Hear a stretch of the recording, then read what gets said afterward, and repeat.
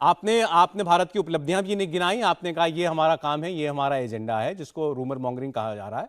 और दूसरा फिर आपने कहा कि सनातन पर जो कुछ बोला विपक्ष ने उस पर क्यों खामोश है कांग्रेस पार्टी, या कांग्रेस पार्टी कहती है अभिव्यक्ति की आजादी है। फिर मैं कहूंगा ये सोर्सेस से है, लेकिन सब पूरे मीडिया में आपने भी देखा होगा सुप्रिया जी, प्रधानमंत्री ने अपने मंत्रिपरिषद में कहा ये विपक्ष को बुखार हो गया है और सनातन पर बोल करके फंस गया है पूरा विपक्ष, इसीलिए ये इंडिया बनाम भारत का विवाद खोज करके निकलने का रास्ता ढूंढ रहा है। मैं आशा करूंगी 3.25 मिनट अनइंटरप्टेड आपने उनको दिए थे, मुझे भी अनइंटरप्टेड दीजिएगा, आपके सारे सवालों का जवाब दूंगी। कहीं नहीं, उससे पहले आप भी बोली थी। सबसे पहले तो बददिमाग प्रवक्ता आके कुछ कह जाते तो मैं सुन भी लेती। आप तो राज्यसभा सांसद है, आपको पता नहीं कि कांग्रेस पार्लियामेंट्री पार्टी की चेयरपर्सन है सोनिया जी? आपको इतना भी नहीं पता? इतने अनभिज्ञ हैं आप। तो थोड़ी आपकी अनभिज्ञता दूर कर देती हूं। कांग्रेस पार्लियामेंट्री पार्टी की, कांग्रेस संसदीय दल की हमारी नेता है सोनिया जी, और उस पोजीशन में रहकर उन्होंने चिट्ठी लिखी है। वो एक सांसद है, वो चिट्ठी लिख सकती है, लेकिन उन्होंने सीपीपी चेयरपर्सन के नाते लिखी है। आपकी अनभिज्ञता को थोड़ा दूर कर दिया। पहली चीज, सुधांशु जी, सब कुछ करना चाहिए, अपनी मां का ना विद्रूप नहीं करना चाहिए। ये देश, ये सरजमी, ये भूमि हमारी भारत मां है। ये इंडिया, ये हिंदुस्तान, ये वतन हमारी मां, हम इसको कहते हैं। इसका नाम नहीं बिगाड़ना चाहिए। हमसे दुश्मनी निभाइए, हमसे दिक्कत है कीजिए। इंडिया को घमंडिया कहते हैं, अपनी मां का नाम कौन बिगाड़ता है? वो दुष्कर्म भी आप और आपके आका कर रहे हैं, मत कीजिए, गलत है। मां के प्रति असम्मान है, मां के प्रति विरोधाभास है, मत कीजिए इस बात को। अपनी मां के साथ दुष्चरित्र की बात कोई नहीं करता, अपनी मां का नाम मत बिगाड़िए। भारत, इंडिया, हिंदुस्तान हमारी मां का नाम है, वो मत कीजिए। तीसरी बात, आप हमेशा गलत बातों पर फंस जाते हैं। इकोनॉमी का अल्प ज्ञान है, उसको अल्प ही रहने दीजिए। Between 2004 and 14, average rate of growth was 7.6%. इस फ्लैश इन द पैन के बावजूद भी आपका एवरेज रेट ऑफ ग्रोथ अभी तक सत्ता में आने के बाद 2014 से 5.7% रहा है। 12% पे फूड इन्फ्लेशन है। मुंह मत खुलवाइए मेरा। अब बात कर लेते हैं जिस मुद्दे के लिए सौरभ जी मुझे आपने यहां पर बुलाया था, और मैं आपके उस सवाल का भी जवाब दूंगी जो आपने मुझसे पूछा। मुझे बताया गया था और आपके टीवी पर भी फ्लैश हो रहा है, मुद्दा वन नेशन वन इलेक्शन है। मैं उस पर कुछ बातें बोलना चाहती हूं क्योंकि मैं वो प्रिपेयर करके आई हूं। मुद्दा वो था, उस पर बोलना जरूरी है। ये हॉट एयर बलून था, ये शिगुफा था, ये जलेबी थी, ये क्या था मुझे नहीं पता, लेकिन एक कमेटी बनाई गई। हर तरह के ट्रेडिशन को तोड़कर एक पूर्व राष्ट्रपति को उस कमेटी का अध्यक्ष बनाया गया। जब व्यक्ति राष्ट्रपति बन जाता है तो वो बाईपार्टिजन हो जाता है। ये हमने देखा है, ये ट्रेडिशन कांग्रेस ने, बीजेपी ने आज तक फॉलो किया था, लेकिन मोदी जी कहां संसदीय मान्यताओं और मर्यादाओं को फॉलो करते हैं। तो कोविंद जी को उन्होंने उसका अध्यक्ष बना दिया। अब इसमें उन्होंने सदस्य मनोनीत किए। राज्यसभा के जो नेता प्रतिपक्ष खड़गे जी हैं उनको मनोनीत नहीं किया। जो पूर्व राज्यसभा के नेता प्रतिपक्ष थे गुलाम नबी आजाद, उनको किया। चलिए कोई बात नहीं। आपके कमेटी के एक सदस्य है हरीश साल्वे, बहुत तगड़े वकील हैं, महंगे, देश के सबसे महंगे वकीलों में से एक है।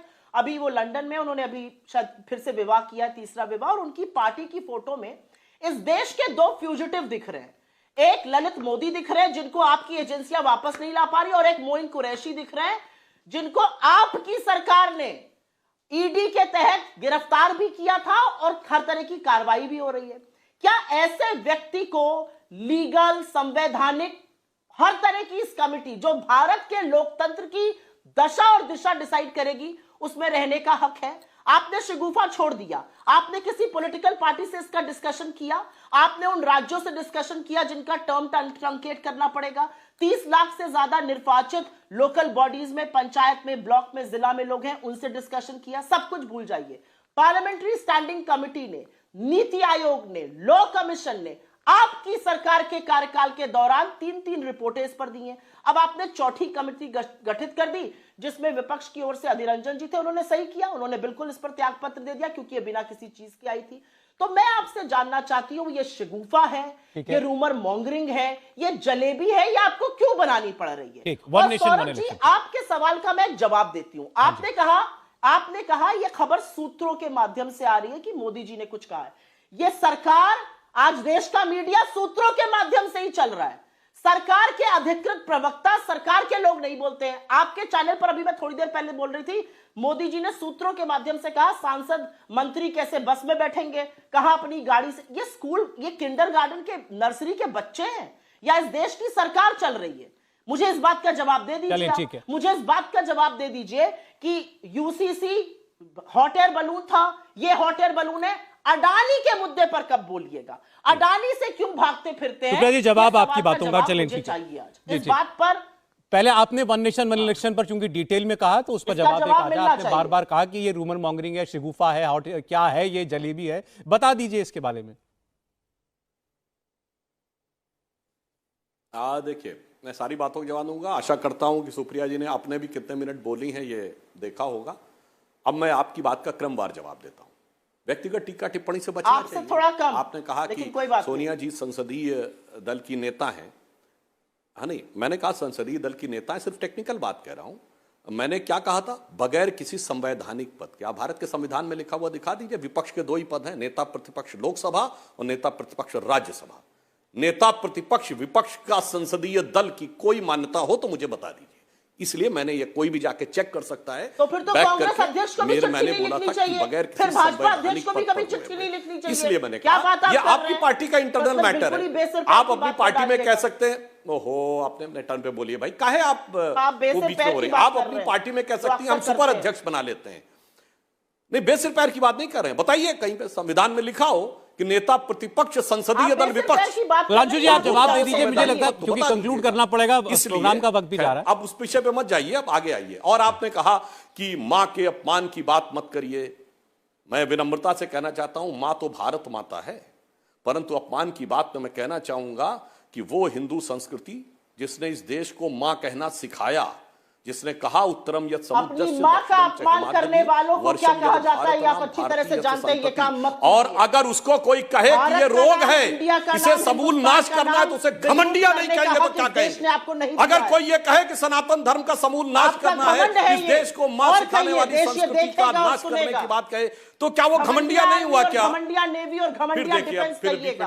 अब देखिए अनकंफर्टेबल फैक्ट्स आए, डिस्टर्ब करना शुरू कर दिया। राजू जी, समय खत्म हो गया है। अगर आप बिल्कुल अंत में कुछ कहना चाहते हैं तो बोल लीजिए। डाउन कर दीजिएगा। जब मैं बोल रहा हूं तो इनका फीडर डाउन रखिए। अभी देखिए, इस वक्त प्रोग्राम का ही समय समाप्त हो गया। मैं चाहूंगा आप बिल्कुल अंतिम शब्दों में अपनी बात कंक्लूड कर लीजिए। सुराज जी, भटकाने का तरीका है, ये बोल नहीं सकते हैं, ये असलियत है, ये बोल नहीं पाएंगे। भटकाने का तरीका क्या? भटकाने का तरीका आपका है क्या? भारत का आपत्ति करते हैं आप, हिंदू धर्म के नाश की बात करते हैं आप, हिंदू धर्म को गंदा कहते हैं, हिंदू धर्म के सबूत नाश की बात करते हैं। वही हिंदू धर्म जिसने देश को भारत माता कहा, और आज आप उन लोगों के साथ खड़े हुए जिन्होंने भारत माता को डायन कहा था। मैं आजम खान की याद दिलाता हूं समाजवादी पार्टी के। इसलिए वन नेशन वन इलेक्शन पे आपकी समस्या समझी जा सकती है। जो वन कोलिशन वन, मेरे पास समय इतना ही था। बहुत धन्यवाद सुधांशु त्रिवेदी जी, सुप्रिया चिन्नीत जी, आपका आज हमारे साथ कार्यक्रम में आने के लिए बहुत शुक्रिया। इंडिया टीवी हर वक्त हर जगह डाउनलोड करने के लिए सर्च करें India TV news Google play store या ऐप स्टोर पर।